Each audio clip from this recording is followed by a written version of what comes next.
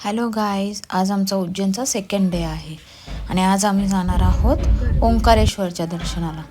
तर हे ओंकारेश्वरला आम्ही पहाटे 5 वाजता पोहोचलो होतो. इतकं सुंदर, थंड आणि खूप थंडी आहे तिकडे. आणि 5 वाजतासुद्धा तिथे बऱ्यापैकी गर्दी होती. छान वातावरण होतं. आणि हे बघा, आम्ही इथे दर्शनाला निघालो. तर इथे आम्ही काही VIP पास वगैरे घेतले नव्हते, नॉर्मल लाईननेच आम्ही जाणार होतो. हे बघा, लोक बोटिंग वगैरे पण करतायत. काही लोक इथून बोटनी पलीकडे जातात. तर आम्ही पहिले ओंकारेश्वरच्या दर्शनाला आलो. हे सगळे व्ह्यूज, हे बघा, हे प्रवेशद्वार आहे.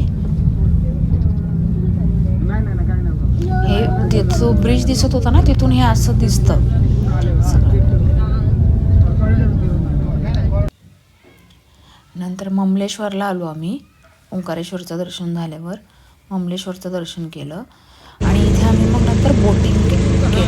ही नर्मदा नदी आहे आणि नर्मदा नदीमध्ये आपल्याला ओंकारेश्वरचं दर्शन घेतल्यानंतर इथे जावंच असं म्हणतात की त्याशिवाय दर्शन पूर्ण होत नाही. ममलेश्वर आणि नर्मदा नदी, तर नर्मदा नदी आणि कावेरी नदीचा इथे संगम आहे.